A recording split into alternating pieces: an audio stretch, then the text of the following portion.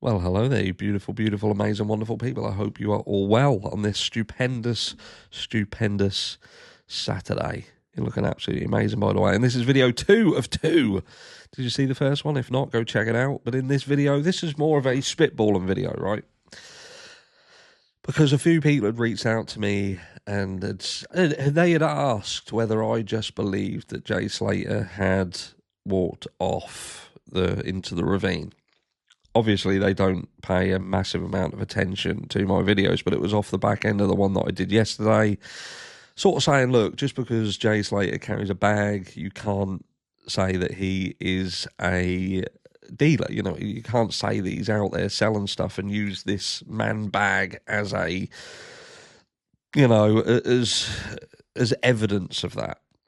But off the back end of that, again, people were saying, look, what do you think happened then? What do you think happened? And I think that there's some huge red flags around this story, and I'm not going down the route of the mafia connections. I'm not going down these sort of things, but what my mentality leads me to believe is that this was more about covering something up that happened, perhaps a tragedy amongst the friend group itself. Now, I don't believe that we have seen the evidence, enough evidence to suggest that Jay Slater was at the Airbnb when he was supposed to be at the Airbnb. And there are some elements of this story that raises some questions in terms of when he was there and when things actually happened. Ophelia, for instance, she claims that she sees Jay, but the times that she claims that she sees Jay, paired with the times that they are suggesting that Jay would have reached certain checkpoints in his journey, if you like, on this fateful day, they don't kind of go hand in hand. There's issues with those times. And also we have a situation where, and it was very similar in the Madeleine McCann, it's too much of the Idaho 4 case. The Madeleine McCann situation, whereby they feel that what had happened to Madeleine McCann had already happened and didn't actually happen on the night that it was suggested it did. And what the suggestion was, and look, I'm not saying that this is accurate, I'm just telling you what the suggestion was around what happened to Madeleine McCann. And that was that Madeleine McCann had succumbed to an injury or something earlier. And in fact, where the staff of the hotel and people had stated that they had seen Madeleine, that it wasn't Madeleine who they were actually seeing. It was in fact one of the other children who was part of the party who looked incredibly similar to Madeleine, especially from a distance.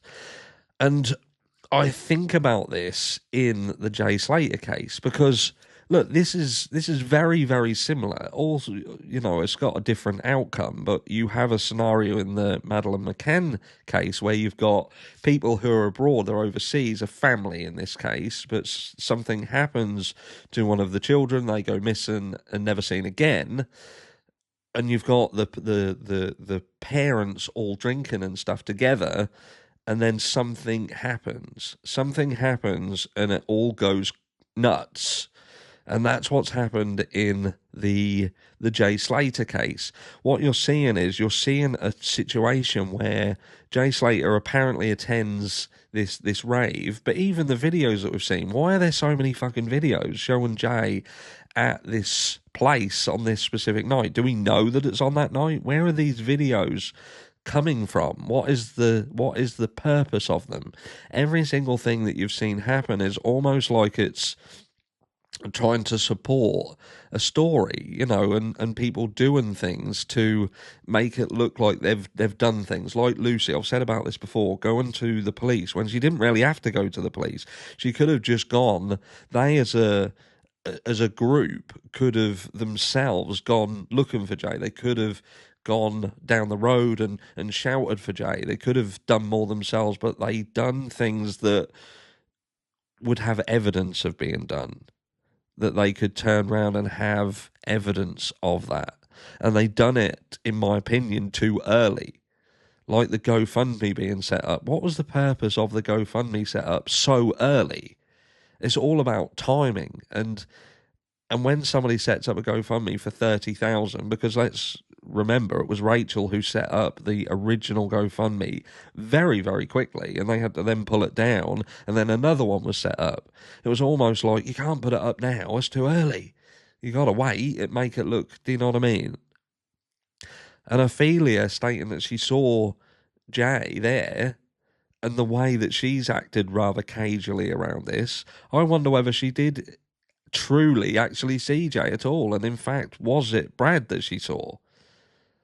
Because from a distance, these two could potentially look very similar.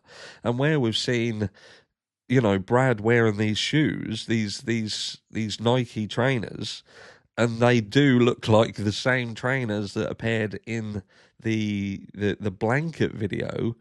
Again, I just feel that there's a potential that something happened to Jay. Something happened, and this set off a chain of events.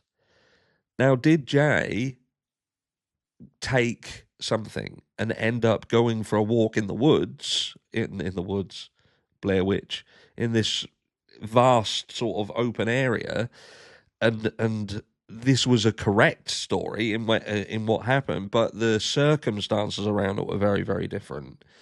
Was it that perhaps Jay had got into an altercation, he was in a mess, and they basically told him, oh, fuck off, mate, you're doing a wedding, do one.